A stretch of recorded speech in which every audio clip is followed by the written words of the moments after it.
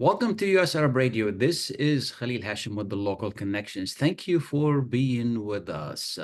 We have had reports on the economy.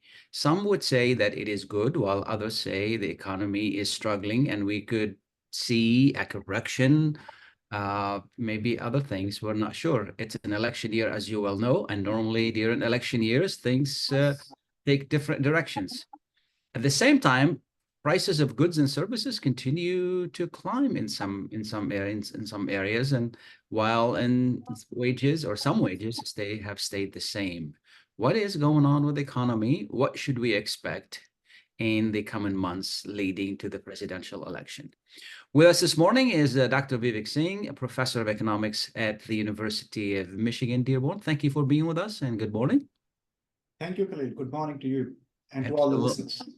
Thank you. Thank you. We appreciate it. How is the economy? How are we doing? Khalil, overall, my take on the economy is that I think we are doing surprisingly very well. I mean, not so back actually. If you go back to the end of last year, people were predicting pretty much that we will be heading towards a recession. But now, like that, at least the US economy has defied all expectations. And you can almost say that we have not only actually avoided a recession, and I would say that we have done even better than what we call soft landing. I mean, we are going towards normal times in some sense, where the inflation is stabilizing. It's actually coming down dramatically, and it's almost on the target to the 2% number which the Fed prefers. I'm sure we're going to be there, not right away, but Eventually. surprises, but I think we are heading there. Like by the end of this year, my guess is we will be there. Unemployment has been going up, but not by much. I mean, it's like 4%, but again, 4% is a very good number in normal times. And the wages are stabilizing, they're not increasing as much, which is a good thing, actually. That was one of the reasons why interest rates had been going up. So Fed has little more room. If the wages don't go up as much, if the unemployment starts edging up, but not too much, I mean, it gives room to Fed to decrease the interest rate, which in turn is going to be good for all of us, especially real estate and Sure. that part of the market. Yeah. Why do we keep getting people complaining about the economy? Is it because politics are involved, or are there any hidden fears out there? Very good point, Khalil. I think this has been bothering like a lot of economists that when you look at the numbers, raw numbers, the numbers are pretty good actually, especially if we compare ourselves to the rest of the world. But man in the street doesn't feel that way. I think in my mind, I think the big reason is the cost of living. That has definitely gone up like since pandemic. I mean, the prices of the goods have gone up. The prices have started coming down, but they still remain very high. So, and another big cost which hasn't come down, which is causing a lot of concern all over the place, is the housing. Yes. That remains stubbornly high. Like not only the house prices, in even the rentals are quite high. I mean, if you take as a percentage of your monthly disposable income, it's very high, and that remains stubbornly high even now. Yeah. So, and again, as a common man, when I go to fill my gas, my tank for my car at the gas station, I feel the pinch. I see these almost $4, or even sometimes more than $4 per gallon, which I'm not used to. But that is beyond. To some extent, we can blame it on Ukraine war. But again, I mean, this is something that we have not seen. So things like that. If you look at the price of the eggs, price of the grocery, price of gasoline, and the housing included, people don't get the impression that we are doing very well. So I think that. So I see some sort of disconnect between what the reality is and what the people feel. And both are actually correct. I mean, I can't say that what we feel or what a common man feel on the street is imagining things. I mean, these things are real. We all actually experience all that. But at the same time, we can also say that, like, I think we have, at least the US economy has done very well. I You mean, know, we are, people seem to have money though. Spending is still up, yes. you know. So Khalil, so that is what is surprising. I mean, even though people are complaining, but people continue to spend Yeah, yeah, and yeah. they continue to be very optimistic about the job prospects. So, which is again, like as I said, like it's sort of, it doesn't make sense to a lot of economists. A lot of people have been talking about this, like why we feel like that. That, I mean, the people have jobs and the job growth has been very steady. Even the wages have been increasing, like for all kinds of reasons. Unemployment is extremely low.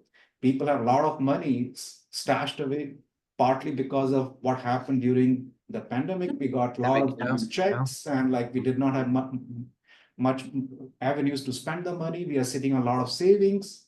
And if you look at the consumer spending, which keeps going up, I mean, it's, but why, but people still feel not very good about themselves. I think this is like some sort of behavioral issue that where people like Yeah, yeah. focus on certain things and they ignore everything else. That's Absolutely. And we don't really have good unfortunately, we don't really have good media to put it in perspective.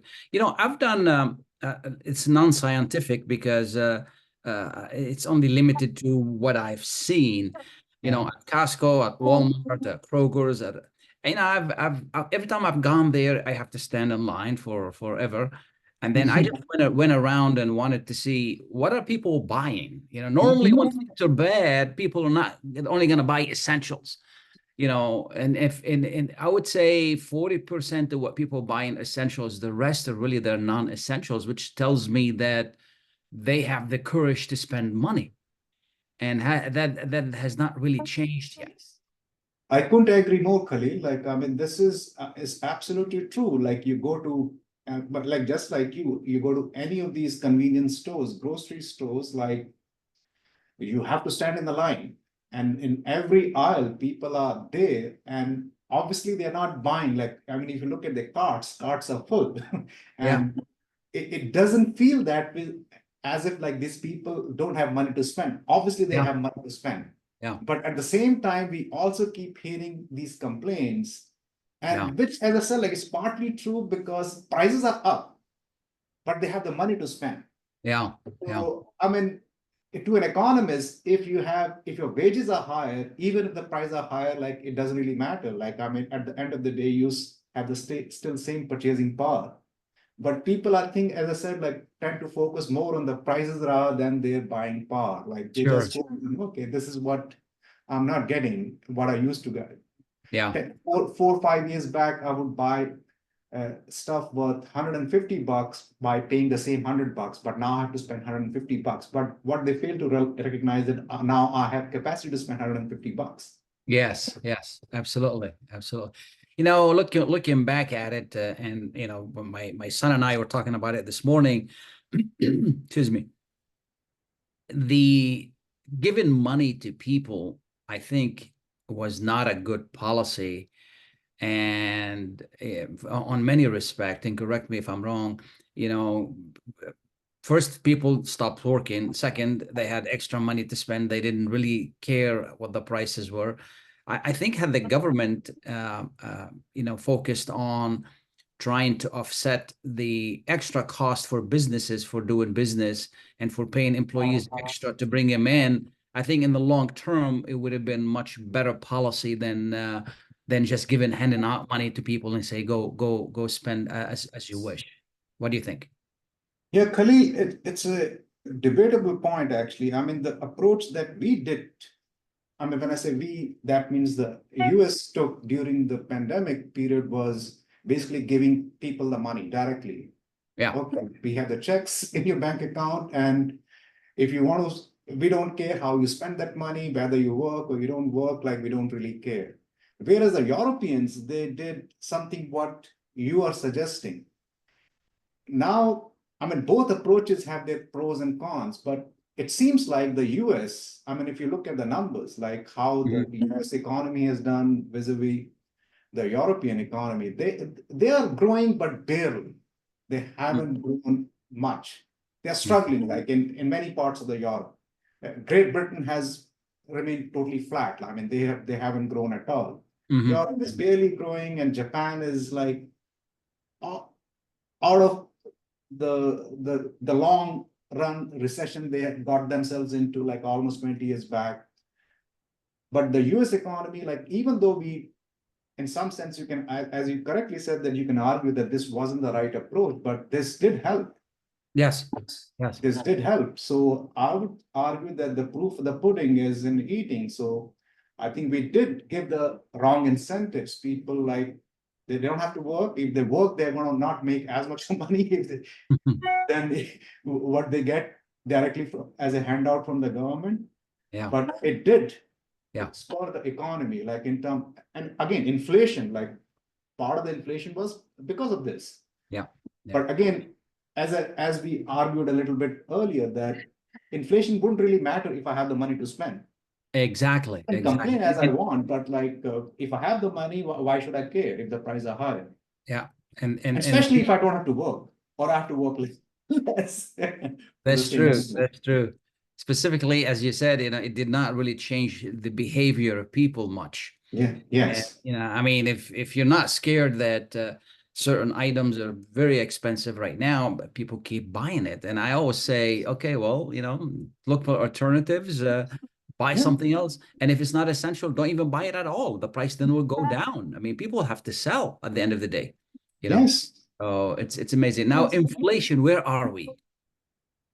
So Khalil, the inflation numbers, like again, like compared to the way we were 1 year back and the direction of it, like they are awesome. Like in terms of course, the prices remain high in comparison to what they were, say 2019, but the direction has been downwards, except the housing part, like which remains still very high and which comprises like almost 1/3 of what a typical household would spend. I mean, going by different indexes, but I'm simply taking the consumer price index. Like, so that part remains high. So other than housing, actually the prices of things have started to come down. They're increasing, but they're increasing at a very normal rate, what is acceptable, which we could handle. Mm-hmm.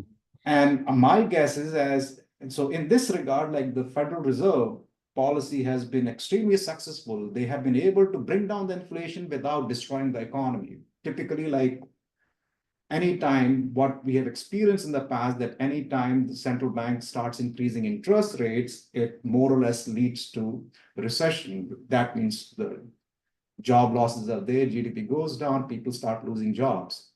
We haven't seen that. Job market has been fairly strong. People are still employed. In fact, people are still gaining some wage increases, and the prices are also going down. So in some sense, I think I won't say that we have won the battle yet. We don't know like what may happen in the next few months. Sure. I mean, at the start of the year, we had some surprises. We thought the prices were, I mean, we're going to have some rate cuts very early on, maybe in June, but that did not happen. Like we had some surprises in the initial part of the year, but now things seem to be moving in the same direction. That I think things, barring the housing, I would argue that I think the prices are heading in the right direction. But housing, as we said, like I think the big component of that is the interest rates. Unless the interest rates start coming down, I'm afraid the housing costs will remain high. Yeah. Do you expect the Feds to cut interest rates before the end of the year? Really, like actually, I mean, one rate I would argue is pretty much guaranteed, the one in September. I mean, nobody is forecasting anything to happen in July, but thing is pretty much guaranteed. Like I have my fact set open right now, and I'm Sure. looking at the numbers out here. The 96% probability of rate cuts happening in September, one rate cut, and almost 2/3 of the people, these are economists and business people, the 2/3 of the people are estimating another rate cut in October. And like another like 50 odd percent, more than 50% are expecting third rate cut in December. But my guess is at least two rate cuts would happen. Sure. Again, this is subject to things, no surprises. Like we suddenly start seeing some inflation data comes out and suddenly, like unexpectedly, the price starts going up. We don't know. That may happen. And of course, we have these outside forces like things in Ukraine and things in Gaza. We don't know which way they will, whether They will they're going end to. up, yeah, yeah, Yeah. So unless we have any big surprises, my guess is at least one rate cut is pretty much guaranteed. My guess is two. yeah, We will see two rate cuts. yeah. We're gonna take a short break. We'll be right back. Please stay tuned. Welcome back, and thank you for being with us. This is Khalil Hashim. We're discussing the economy and inflation, interest rates, and prices as well. There has been some discussions that the Feds are targeting. Their target is 4% inflation. They should be targeting 2% inflation instead of 4%. Is that does that really make sense? I mean, I'm sorry, the other way around. The Feds are targeting 2%, and some people saying 4% is acceptable. They should have been cutting rates like a month or 2 months ago. Is that a fair criticism? Yeah, Khalil, you're right. I mean, there was some talk. I mean, that talk has sort of died down, but at one point, like when the inflation was stubbornly very, I'm talking about like last year, more like 2023. So people start saying that why are we worried about this inflation being around 2%, the preferred target? Like we can take 4% as a normal rate of inflation, and if the numbers start coming down below 4%, like if inflation starts coming down 4, we can start cutting down the interest rates and to give this.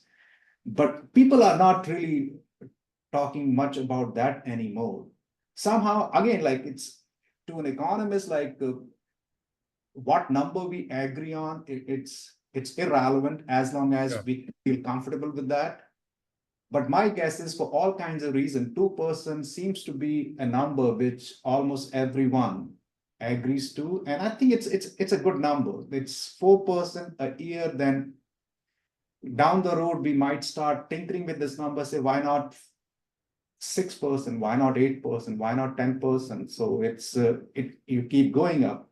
Yes, yes. I feel rather comfortable with this 2% number. And I Yeah. think most of us uh, feel like when I say most, like most economists, those who make a lot more money and those who are more knowledgeable than me, they all feel comfortable with this 2% number. Yeah, yeah. Now we have an election year, and normally election years do affect the economy. Um, and I don't know what's going on with America. That's a political issue there. It's like we don't have any men out there, any women out there to run for president. We have a sleeper and a somebody else, and uh, Yeah. but that's a different discussion. Now, from an economic point of view, historically, how has elections really influenced the economy? Because it doesn't seem like President Biden is getting the benefit he should get, the credit he should get for managing the economy the way he did, and the inflation and all of that. Yeah, absolutely right, Khalil. Like typically, like if the economy is good, the incumbent, say in this case, President Biden, should get some benefit of that. And surprisingly, like, I mean, this is the typical thing which happens in an election year. But surprisingly, like the economy is doing well, the people have jobs, and things are heading in the right direction. Despite that, Biden has gotten none of that benefit. In fact, people are complaining constantly about like the prices and the gasoline prices, the housing prices, and all that. So, so in that sense, it's somewhat, I would argue, it's some sort of unusual year, which I mean, even though the economy is doing well, but it's not helping the incumbent. And people are focused more about the prices rather than anything else. I think Yeah, that seems to be the issue. yeah, And my guess is like the things will not change much, like from now till November. Again, unless like something unexpected happen, I think the things will remain the same. And what we have seen in the last 2, 3 months, especially last 1 week, I think that has changed the dynamics altogether. Now I don't know, like it's going to be mighty difficult in my mind for Democrats to pull off a victory, given what has happened in, in 1 week. So it doesn't really matter whether the economy does very well or like does slightly worse. If it does worse, obviously it's going to hurt Biden.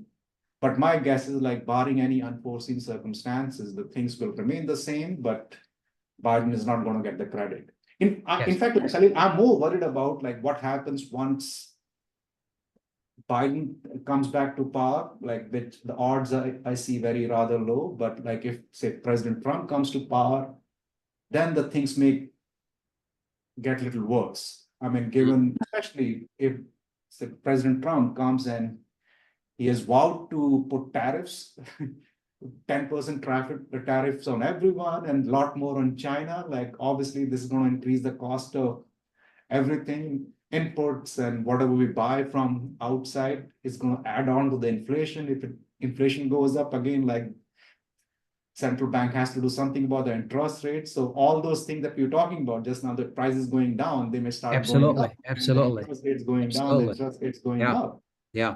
So I, those are not good yeah, signs. I did review the policies that President Trump, I mean, he was in power for 4 years. We shouldn't really take what they say at the at the podium, and their policies with tariffs, which is from my experience, and I studied this, tariffs really don't work. They They don't do work. not work, and people pay the price when it comes to tariffs. And for when it comes to tariffs, when it comes to loosening certain policies and all of that, and that's a disastrous recipe when it comes to dealing with inflation and where we are. A lot of people are looking at it from an emotional point of view, whether they support Trump or they support Biden. They're not looking at it from true economic point of view. Correct me if I'm wrong. Khalil, I couldn't agree more. I think any economist worth his salt would argue that tariffs are not good. And it doesn't help anyone, neither the people, those who are putting the tariffs, nor the people like those who are getting slapped with the tariffs. Like in our case, like China or the rest of the world, like who are being in some sense punished. We're not punishing them, actually, you're punishing ourselves. And in the end, you're punishing everyone. Sure, sure, So sure. it's always a bad idea. But it seems to be politically very popular at the moment. Like Hmm. somehow Hmm. people have been persuaded to believe that China and many other countries haven't played by the rules. They have ripped off, quote unquote, like a US. Some of that is true that, like, I think they haven't played by the rules. But despite that, I think the response should not be imposing tariffs on the goods. I Exactly. mean, if it helps us, like, might as well do it, but it's not going to help us. Yeah, yeah, yeah. And what about the counter tariffs that they might put on you? Like, I mean, it's we live in a world which is very interdependent these days. Gone are the days like where we could say, okay, we can do everything in the US. You can. I mean, we saw what happened during pandemic period that, I mean, even if we wanted to buy some very basic necessities, like which we needed in the hospitals, like to keep the hospitals running, we had to get these things all the way from China and different parts of Asia. So that those days are gone. Yeah. Same thing, a similar issue that people really misuse, which is the immigration issue. Yeah. Normally, immigrants and illegal immigrants, do jobs that Americans don't want to do. And to say that, immigrants steal American jobs, really, this is not correct. I mean, as you well know, this country was built on immigration, and specifically illegal immigrants do jobs that Americans don't want to do. And this is why I had lettuce cost $2 because somebody is getting paid $1 to pick it up. If we're going to pay him $20 to pick it up, the head of lettuce is going to cost us $15. And people don't understand this. Again, this is another issue that gets caught in politics, and it's really not fair. Yeah, Khalil, I fully agree with you. I mean, part of the reason why, I mean, the US economy has done so well, almost everyone agrees that is because of immigration. Lately, I'm talking about since 2019. I mean, if a lot more people are joining the workforce, it's good. Like we have more hands, more Hmm. people Hmm. getting Hmm. employed, and more Hmm. taxes, so on and Hmm. so forth. And it's not just the Americans like who went back. It's like much of that has happened because of this immigrants, including Yeah. the illegal ones, the undocumented one or the legal ones. Like, and you correctly said that these people are not doing, they're making an honest living. They are doing work which nobody else wants to do. And as a result of that, we are all benefiting. Like instead of paying $15 for a job, I pay $10. Why should I complain? And they're not Absolutely. taking away, and the biggest point is they're not taking away any American's job. They're just doing those jobs which no American wants to do anyways. So we should find a way, actually, some legal way of formalizing these so-called illegal workers that, okay, we give you these visas, okay, then instead of simply calling them, these people are poor people. And as you correctly said, America is built on immigration. Yeah.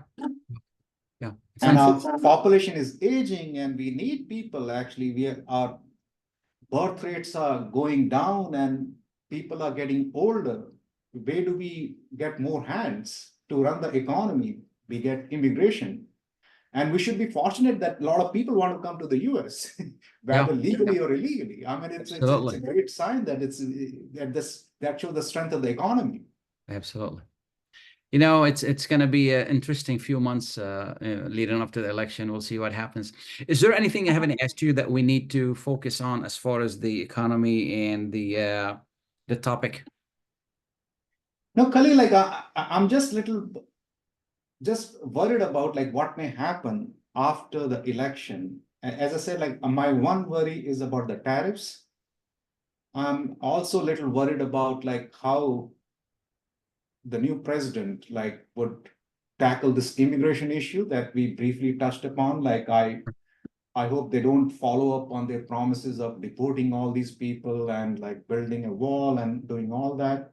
And another issue I think that which we didn't talk about is these taxes. Like we President Trump, like that was a great tax bill that he passed in his first term. And some of that is going to be expiring. Some of the provisions are going to expire, especially on the personal front. So if they're going to be renewed, like that's going to add more to the deficit.